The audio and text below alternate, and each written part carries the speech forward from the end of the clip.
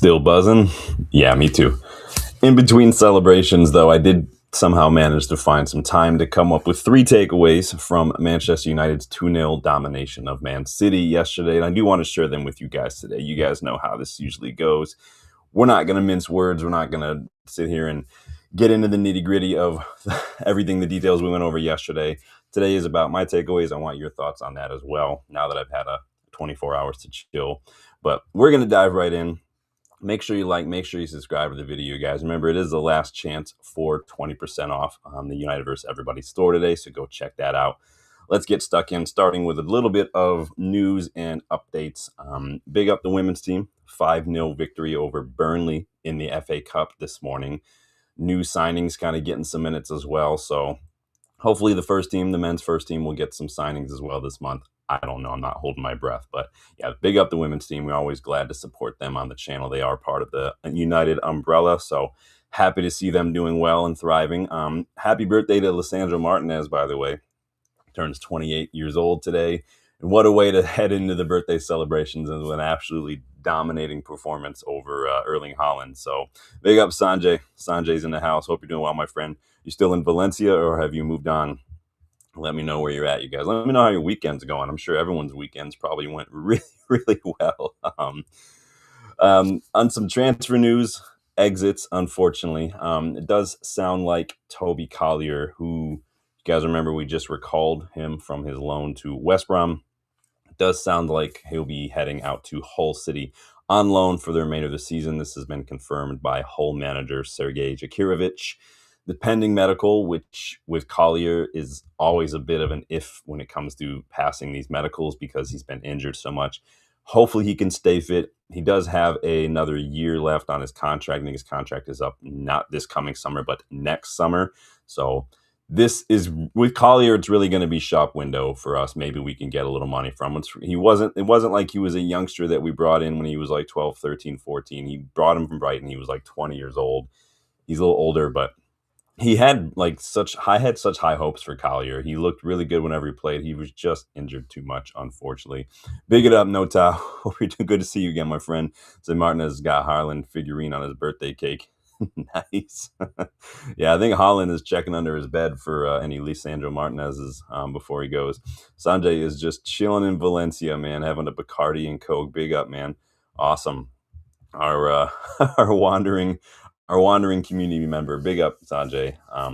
Hopefully, Collier can go and stay fit, put himself in the shop window. Get minutes really is important for him at this point. If he can somehow manage to get over these injuries, then I think he'll have a really good career. Whether or not it's at United, probably not. I wouldn't. He's kind of like Shaw or Mount at this point. Like when he's fit, looked really, really good. I just can't bank on him being fit. So we'll see how it goes. But let's jump in with my 3 thoughts, you guys. If you wanted to go through any sort of player ratings or some initial match reaction, go check out yesterday's video. We did that today.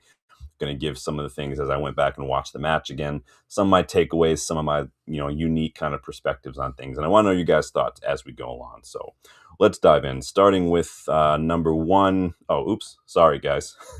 That's not a thought. That's just a live Google Earth satellite image of Manchester at the moment. My bad. Don't know where that came from. There we go. Number 1, new manager bounce. Whether or not you just want to call it new manager bounce, or if you really want to give 100% credit to Michael Carrick and his coaching staff for whatever we did in training, yesterday, it looked like a United side that we've been missing for a while now, pretty much since Ollie was here. And we simply dominated City yesterday. High press right from the opening whistle, won a really early corner. Maguire's header came off the crossbar as well. I mean, that was all within the first 3 minutes. We were already just on the front foot, taking it to him, man. That press that we saw yesterday forced a couple throw-ins as well for some turnovers, allowed for us to get on the end of some counterattacks. There was expression from the players. The players looked like they were kind of had the chain let off the chain a little bit. They were able to kind of do their thing, and I like that.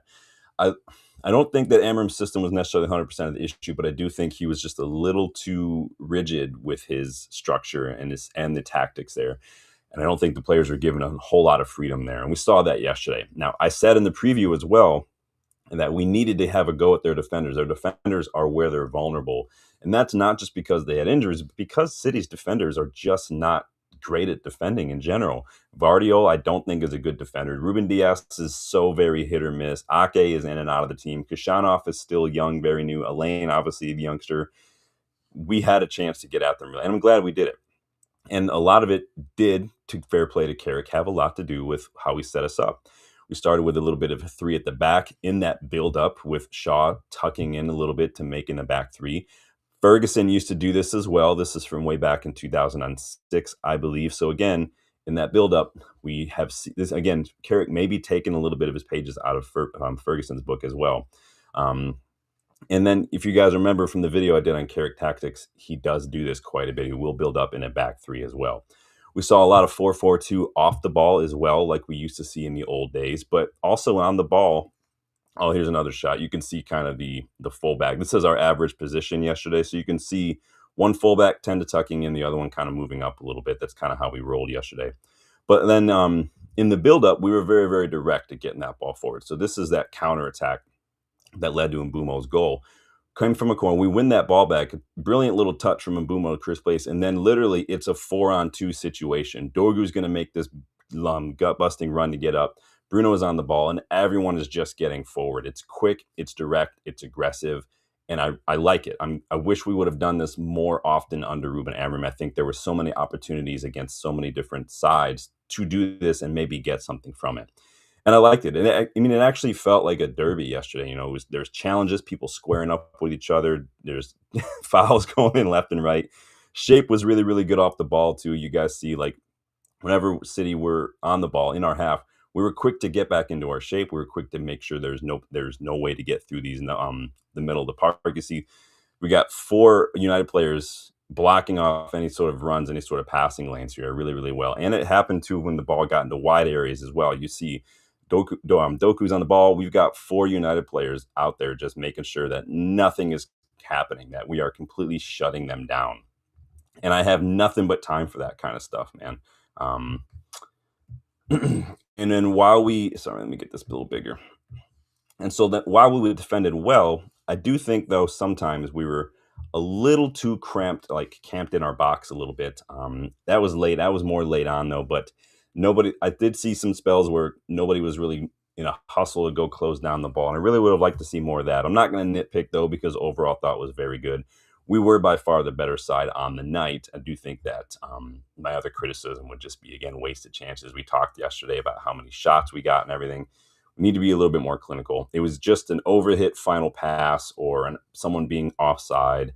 Just a little bit of failure to be clinical, like Casemiro's chance or Ahmad later on. To be fair, Donnarumma had a really good night. But again, 7 shots on target, 6 big chances, 2 goals, compared to City's 1 shot on target. We had 10 shots from inside the box as well, like 3 goals offside, 1 off the crossbar, 1 off the upright. Like we can do better it should have been like 5-0 last night. Let's just be honest. Story of our season though, right? somehow we've scored the 3rd most goals in the league somehow, despite, can you imagine if we'd just been a little bit more clinical? Try not to think about that. Try not to think about where we might be if we'd been able to put away a couple more of those chances this season. But it is what it is. Again, even off the ball, again, I thought we were really dominant, in good shape as well. We did win the most duels on the night, twice as many tackles, like I said yesterday, nearly twice as many interceptions as well. But hey, like I said yesterday, look at that. You make us difficult to play through, and maybe we stand a better chance. I thought as well, let me bring it up here. Hold up.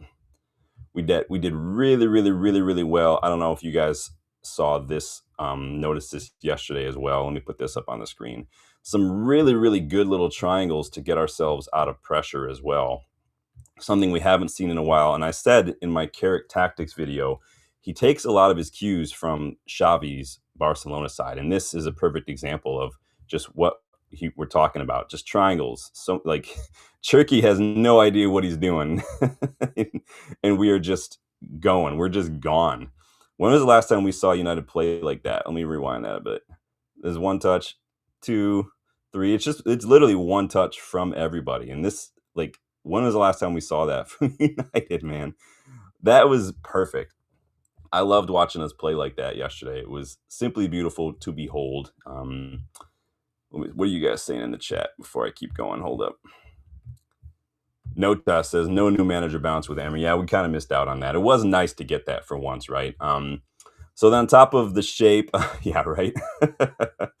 On top of the shape and the direct attacking and just the compact shape, the defending, like we saw a little bit of mentality, a little bit of hustle too. So it was a quick start to the second half. Excellent ball from Dallo right off the bat, flash that across the face of goal. Nobody really getting to that on the back post. I mean, when was the last time we came out of the second half like swinging? Like when's the last time we came out of the locker room just like let's go? Still a little sloppy in possession at times. I'm not gonna be just not gonna overlook that, you guys. But I think that was more of an individual player thing. It's just gonna happen. I did, like I said yesterday, I did feel like there was times where maybe Mbumo was just a little isolated up front. I thought I would have liked to see us at least find him a little bit more, find a way to get him involved a little bit more. But again, individual player thing, because take nothing away from City. They have good players, so it is what it is. Um, but his goal was, I mean, classic United counterattack, man. It was excellent. And I think something that's not everybody is picking up on. I want to go look at again how good Bruno was in setting up that goal here. Let me find the clip for you guys and we'll watch that together here. Hold up. There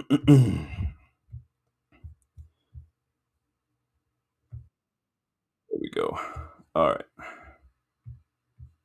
Bring this up on the screen for you guys because Bruno did something here that I want to make sure that we all appreciate for a second because he did a little drop of the shoulder and that was literally everything when it came to us getting. It's 3-on-2. Semenyo's trying hard to get back. And it's then that forces Kusanov to go wide. Let me turn this down so we can see this a little better. There we go. So we're on the break. Bruno's on the ball. He's going to feign a little bit. He's going to drop his shoulder. He's going to send Kusanov. And all it takes is just a little step, runway, boom, and then his whole weight is on the wrong side of it. Leaves so much space for Mbumo to get in there. We'll watch it one more time. That's the kind of stuff I talk about when I say that Bruno is class, like world class. He's absolutely baller. And it's the touch itself is absolutely perfect, man. Like that's perfect pass, perfect weight on it and everything. Again, it put Kusanov, he put him off enough to give Mbumo space, and that's just stuff that Bruno does that I don't see a whole lot of other players in this side doing. So what I also really liked was that even after going up 1-0, we kept going for it. Even in stoppage time, we kept going for it. It was one of my big criticisms of Amorim was how frequently he just kind of took his foot off the gas. I mean, Dylan and I were at the Newcastle match, and it was literally 1-0 up, and it was park the bus for the entirety of the second half. Yesterday, the players looked up for it. The Old Trafford crowd was in full voice. City looked completely lost, overwhelmed, did not know what to do with it. Like, look at this asshole. Like, City were just shook, man. Like, Pep, I want you to pay close attention here to what's going on here. Look down at the bottom. It's nothing but nervous, twitching his tapping his toes, constantly toes are going a mile away. Look at the toes. Like, you gotta watch the toes.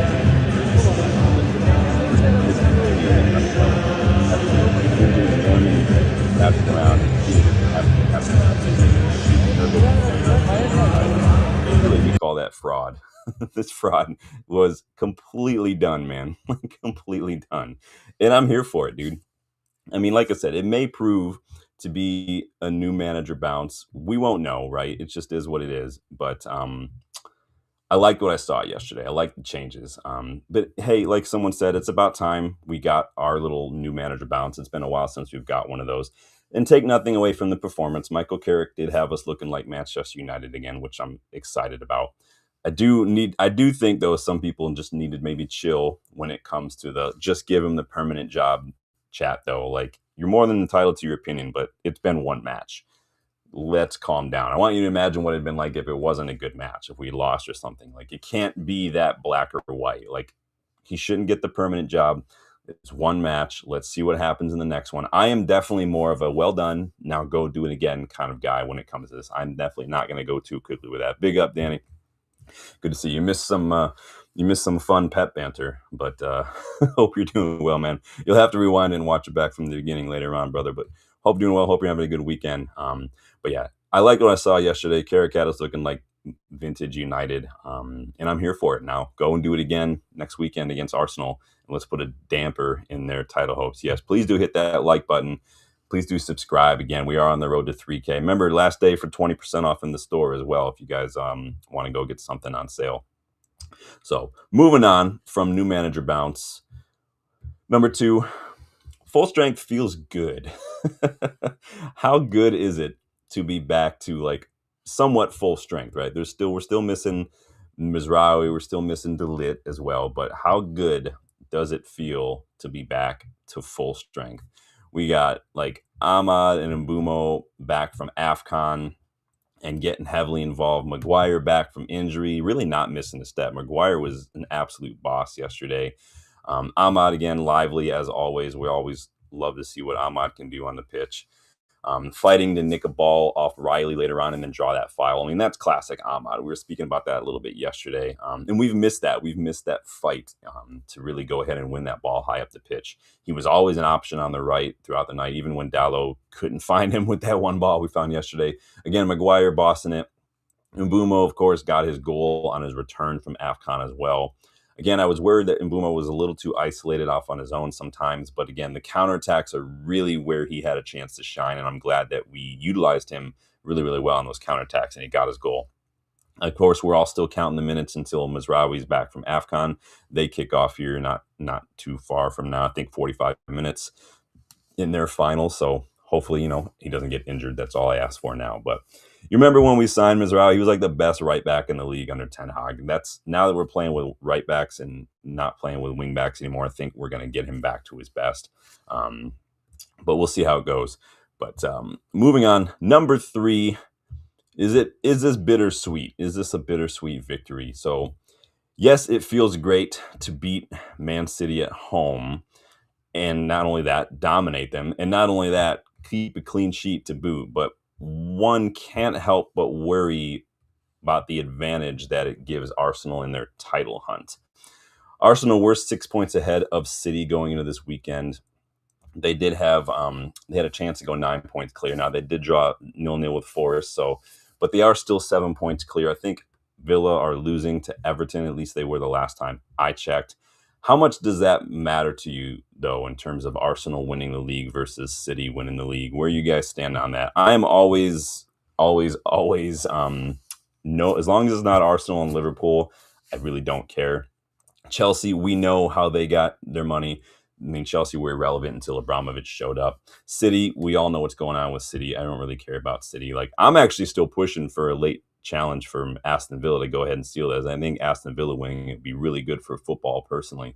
Plus, I think it gives Unai Emery that little bit of stature to maybe push him over the edge for a lot of. Unai Emery would be my pick right now to take over as permanent manager in the summer. But you guys can let me know what your picks are as well. But again, the win is bittersweet as well because it means very, very little as far as our season is concerned, right? We're already not in Europe. We already started the season not in Europe. We're out of both cups, first time of asking. Really just top 4 to play for. I think top 5 is Champions League spot this year for English teams. I heard somebody say that. I can't remember where I heard it. It was something official, but you guys let me know if I'm off it there. But it also is bittersweet because I'm very, very frustrated with our players as well because of the performance like that. We've seen very little of that kind of fight, that kind of performance from them in the last few months. And it's frustrating when they turn around and do it after sacking a manager, because then I get annoyed that where was this before? And we can't just blame it on Amorim's tactics necessarily, because what I saw against Brighton was a disgrace. The little passing triangles, like where was that touch like a couple weeks ago against Leeds and against Brighton? Like when our touch was sloppy, our passing was far from perfect. But we turn around and do this against Man City. Like that kind of stuff frustrates the hell out of me. It's mentality, it's individual skill, again, like that I haven't seen from these players recently. It's really, really annoying. Tegar, I don't know what this means, but welcome to the channel. Thank you. I know what Arsenal means. I just don't know what the rest of it means. Someone can translate that for me and let me know what that means if you guys want. But sorry, brother. But welcome to the channel. Good to see you. Make sure you like and make sure you're subscribing. So like I know some of my points that I make are a bit criticism. I don't like having to find things to criticize after a performance like that, but it is what it is. I mean, 2-0 winners at home. We have bragging rights. Manchester remains red because, I mean, it's always been red, let's be honest. My question now is just, can we go ahead and do this against Arsenal as well? Because that to me is going to be a bigger test. It's always the Arsenal, like the next match after that. I'm like, okay, can we do it again? Can we build on this? Can we sustain this? Is this a one off? Is this new manager bounce? Carrick can go on and win the rest of the matches of the season. Who knows? He also could start losing. We'll see how it goes. But I want to know your thoughts on that. Let's talk for a second here about Roy Keane, Paul Scholes, and Nicky Butt, and specifically how they're kind of looking like absolute mugs after their miserable analysis over the weekend. As a therapist, I can say on one hand, like I understand like it's human nature to kind of have a difficult time admitting when you got something wrong. Most people tend to just double down or dig their heels in. But on the other hand, if I take off that hat and just wear my like football fan hat, I'm like, just admit, hold your hands up when you absolutely got it wrong about Lissandro Martinez, when Roy Keane just really goes out of his way to be so negative for no reason. Like why? I don't get it personally. Um, like Skulls and Nicky Butt, what they need, like I said yesterday, just cancel your podcast. Like just cancel it. You really don't have a clue what you're talking about. You are great players, you're legends of the club, but not just because you were a good player doesn't mean you're a good pundit. It definitely doesn't mean you're going to be a good manager someday. If that's for most people, if that's what they're thinking, like good player, good manager, good pundit. You can't always be all things at all times. And I think sometimes whether they're just doing it to be controversial, whether they're just is what they actually feel, I don't know. But it's just weird, man. Big up. Hope you're doing well, Red Devil B5C. Love the long balls yesterday. It affected City. I mean, we played it. We played a lot of counter tag. How many long balls did we actually play, though? I mean, we played a couple. The only long balls I remember were like down the channels, I feel like, or like in those half spaces. I don't remember just a lot of hoofing it over the top because Shesko didn't play. So there wasn't really a need for someone to get on the end of those. If we were playing long, we were putting it into space. We're not really playing it to hold up. But I like the counterattacking for sure. I thought it was nice to see us be so direct and get numbers forward like I showed you guys in that image. But yeah, let me know what you think about Keno, Skulls, Nicky Butt, whether or not you guys even listen to the good, the bad, the football anymore. Do you guys watch I don't watch the overlap as much anymore. It's been kind of boring in the last couple weeks. The good, the bad, the football is again when Scholesy has admitted like he doesn't watch football, like he doesn't watch matches, then I'm like, well, then what are you doing analysis, right? I don't get it. Where are you guys at in this poll? I did put a poll here in the chat. You know, where do you think United will finish under Carrick? 50% of you so far say that he will get us into Champions League. 33% it'll be somewhere between 6th and 8th. 17% say it'll be maybe just outside of the European qualifying spots. And then nobody voted for bottom half. So that was the wrong answer anyway. So all of you got something in there. um, I did watch the match again this morning while I was working out, and I came to two conclusions that I want to amend from yesterday. Well, one I want to amend from yesterday. The other I want to just add on from yesterday. First conclusion, a yellow for Diogo Dallo was actually fair. If you go back and watch it, Dallo actually gets the ball before he gets Doku's knee, and it wasn't that like aggressive of a challenge anyway, but he does get the ball. And that, I think, looking back, because I didn't see that yesterday, it really just depends on how you're watching it. Because again, the commentator team yesterday for, I think it was Peacock or whatever, could not wait to go in and slate United. The guy was anti-United AF, man. But I watched it today, and they slowed it down and actually showed, and he did get contact. And so I think a yellow was fair. So I'll amend that looking back on it.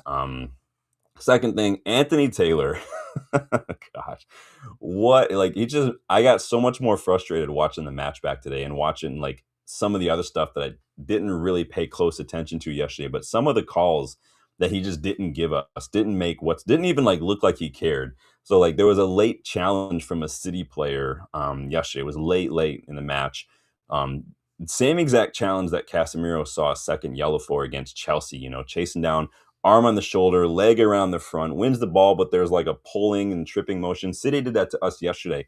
Nothing, nothing, nothing, nothing. No advantage given. Anthony Taylor could not give a shit about it. Like that to me is exactly the kind of shit that bugs me. It was Casemiro got sent off for that second yellow, and this one wasn't even given as a foul. Like absolute dog shit, man. Yeah, they were. I was getting so. It was literally like playing a La Liga side yesterday. It was like playing Sociedad. It was like playing one of these Bilbao. You guys remember those games? This is exactly what it felt like. All this money spent, all these world class players, this supposedly world class manager, and they're literally diving every single chance they get, man. And then turning around like Rodri going down left and right, and then the moment he fouls one of our players and we actually get the call, he has the gall to go ahead and tell our player to get up. Like, dude, like City can do one, man. Like this absolute. Remember when their tactic a couple years ago was tactical fouls, just everybody picking up yellows. Like, come on, dude. Seriously. Ten Hag got criticized for playing counterattacking football, but Pep has spent all this money. They have all these world class players, and his whole tactic one season was tactical fouls, and now they're just diving. Like they literally don't get any criticism, man. They literally don't. Debasti's in the house. He's late. Was chasing Carrick with a permanent contract. Nice, nice, nice. No, I don't think Carrick should get a permanent contract personally. We can do a video on that maybe sometime this week. It's going to be a long, boring week without midweek football. There will be Champions League this week, but obviously we're nowhere near Champions League. But I'm putting together another scouting report this week as well. But we'll see how it goes. Here's a question for you guys: Is Dorgu a better winger than a fullback? Because he scored when he played on the right wing against Newcastle. He scored yesterday, obviously, when he played on the left wing. So he's playing pretty well. He plays a wing back primarily under Ruben Amorim. Haven't really seen him play as a full-on fullback. Is he a better winger or is he a better fullback, Patrick Dorgu? Because I want to know your thoughts. All I care about right now is that he's having a much better season than Florian Wirtz. So there's that. But you guys let me know. Is Patrick Dorgu better as a winger or is he better as a fullback? Because he's doing really well playing high up the pitch. I like his energy. Like he's always fighting. He's winning duels. He's getting fouled the most. Like he always looks a threat. He's still got a little bit of that, I'm still very young. Sometimes I make the wrong decision kind of. That's going to happen, but you guys let me know. Where does he play? Where's his best position? Kai's in the house. Big up, Kai. Hope you're doing well, Kai. Hope you're having a good weekend. Everybody should have a good weekend after yesterday's match. Red Devil says better as a winger. Interesting. So it was one vote for winger. Tobias says I'm waiting to see how Carrick plays against low blocks. Yeah, we'll be coming up against teams like Everton and whatnot, and you know that's just the way they set up. And that to me, and it's a good point, is that to me was a big thing of how you handle those kind of things, how you adapt. It was one of my big criticisms of Amorim, especially against Everton, as we're talking about it. How do you adapt? How do you figure that out? How do you find some solutions in the moment, on the fly, when things aren't going your way? And I think that Amorim failed that test by just not bringing on more attackers. So, Red Devil says Amorim held this team back. Manu was great. Yeah, it's hard to find someone who had a bad match yesterday in a United shirt. I think of everybody, maybe Dallo probably had the worst. But again, looking at the way he kind of bounced back from that early yellow and that really bad pass to try to find Ahmad, like he had a much better game later on. I'd still sell him, but because I think we can do better than Dallo. But again, fair play. You give credit where it's due. Isolated in and of itself, this match, everybody had an amazing game yesterday. So again, it is bittersweet for me because I'm like, where was this a couple weeks ago? But I'm not going to nitpick about it. But yeah, is Dorgu a better winger than a fullback? Let me know. Here's another question for you while we're just kind of rapping about everything. Someone tell me how Cunha is offside here. Someone tell me how Cunha is offside here. I fail to understand how this was ruled offside. His foot is clearly behind the City defender foot. There is no way that is offside. I don't care who you are. That is as onside gets. There is literal like half a foot between Cunha's toe and I think is that Ake or it could be Kishanov. Like he's nowhere near offside. This was absolute garbage. They didn't show it enough in real time. They only showed the graphic, so they didn't really let us see like the full frame of it. Yeah, it was straight up mystery offside. Someone tell me how that's offside. Like That's just ridiculous. Absolutely ridiculous. Dabasi, speaking my language, Lamine Kamara is a very, very good player. I'm a big fan. We did a scouting report on him a while back. I feel like it was a long time ago. Dennis says the offside was a disgrace. It cost me big time. I think Dorgu and Bruno got some crazy points for people yesterday. Obviously, Bruno had a really good match as well. But there's no way this is offside. There's literally no way this is offside, man. And I don't know, I don't know what VAR. I don't know who was in charge of the VAR for the Liverpool Burnley match. I don't know if you guys watched that one, but like the penalty that Liverpool was awarded was the most disgraceful decision that I've seen in a while. If that's a penalty, then we just need to just cancel football forever. Like, what's the point of anything if the penalty that they would award is given a penalty? Like, I watched a clip of that earlier. I was like, there's literally no way that's a penalty. If that's a penalty, then you're gonna see like 4 penalties every single match. Now, I don't know when they decided they switched to a, hey, we're not gonna call everything a penalty, if there's intention and stuff, and they've completely switched polar opposite back again to like any little, if you look at someone wrong in the box, we're gonna give a penalty, man. Like, if anyone goes down in the box, we're calling, like, it's absolutely disgraceful, man. What is VAR doing, dude? For real, dude. Sasanga, big up. Welcome to the channel. It says not offside. It's definitely not offside. No, it's not offside, dude. Red Devil says VAR was rigged to the core. City score goals that were given offside quite a lot. City have gotten a lot of penalties and so you remember that one, I think it was a couple years ago, where like Maguire like put his arm out and Holland like runs into it and then just goes down like he's been shot by a sniper, and they rewarded a penalty on a set piece. Like, it's absolutely disgraceful, man. But there's no way in hell that is offside.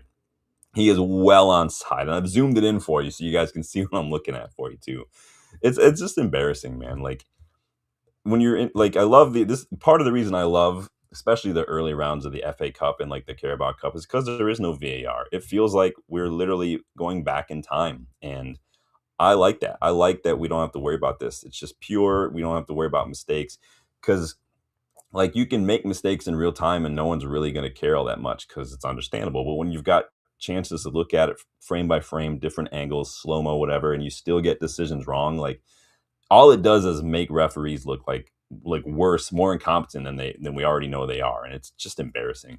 Supposedly, like we spoke about in the spring, they're getting in special training now. Now they're training a whole new group of referees to just be VAR refs. We'll see how that goes. But if you've got the same idiots training this new batch of people, then all you're doing is training new idiots. So it is what it is. Let me just leave you with this one too while we're at it here. Speaking about some numbers and whatnot, Erling Haaland has failed to score in 6 of the 7 matches he's faced Lisandro Martinez.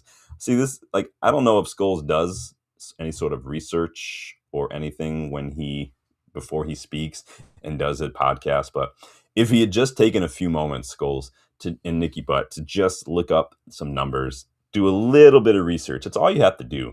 I mean, and I don't say that like I'm the authority in it. I mean, I will defer to Scholesy on a lot of things, but his match analysis to me is just, it can't be trusted because he doesn't watch football. And this, in his take on his podcast, is a perfect example why you can't listen to everything he says. Just because you were a brilliant player doesn't mean you're going to make a good pundit or a good manager, like we spoke about. Sebastian says Scholes himself was tiny. Yeah, I don't know what it is too, because like, what is it with the obsession with height in English football? I don't get this. So I was watching the match this morning on MUTV, and literally every single time Ahmad was involved, it was like they had a thesaurus, the commentators. So every single word, aside from calling him short, it was diminutive, the little Ivorian. It was literally, you can go back and watch it on NUTV. Literally every time Ahmad's on the ball, he gets away from the diminutive Ivorian. I'm like, why can't we just say the Ivorian? Why do you have this, or the 23-year-old, or Ahmad? Like, why do we have to like filter everything through the physical characteristics of a player? It does not make sense to me. It is a little bit of an English thing. I do think that these English pundits and journalists, they do value like the pace, the power, the height, all that stuff, which, like, I don't get it. There's more to it than that. Like, David Silva, one of the best midfielders the league has ever seen, not a big guy. Like, he's just not. Like, Leach is arguably one of the best defenders that we've had in a long time. And he pocketed Holland yesterday, so I don't get it. And no one, of course, they're not going to come out and hold their hands up. It is what it is, but it's just ridiculous, dude. Yeah, he's always got him in his pocket, man. Even when they were playing at like Ajax and Dortmund in the Champions League, like Leach was dominating Holland in Champions League matches, man. Like, again, do some research, guys. Not you. I'm talking about like Scholesy and Buddy. Red Devil says, remember years ago the Emirates Garnacho's goal was offside. Declan Rice scored the goal. Maguire was fouled. Anthony Taylor, yeah. Well, Anthony Taylor can do one, man. We've had some goals chalked off for some stupid reasons. Remember a while back we had a goal that came from a counter. Luke Shaw won the ball cleanly, and his follow through in our own kind of half, his follow through after he won the ball hit the opposition player in the leg. We went on to score, and they ruled it out because of the follow through from Luke Shaw's action. Like, there's always going to be a follow through with your leg when you're playing a sport that involves kicking a ball. You can't just and then stop. It's follow through. Like, we've had a goal chalked off for McTominay, who was on the ball, like shielding things, and caught Heung-min Son like in the eye randomly with his pinky, and they ruled. Like, this is the kind of stuff that I'm talking about. It's absolutely ridiculous, man. Some of the shit that happens from these referees, dude. Tobias says, not just height, just United players that get that. Remember Szczesco being called Baby Giraffe? Yeah. You guys, like, pundits, man, it's so weird. I wouldn't want to do it because it's not because I'm afraid that I'm going to like go too early and jump the gun with analysis. It's because I'm boring. I wouldn't go to the extremes before seeing someone play for a little while. And TV, they don't like that kind of stuff. They want you to get people talking and shit because they want people retweeting and sharing and all this shit because that just makes them look better, man. Notas says, recent games, the refs have given United nothing. It's about sometimes something went our way. Yeah.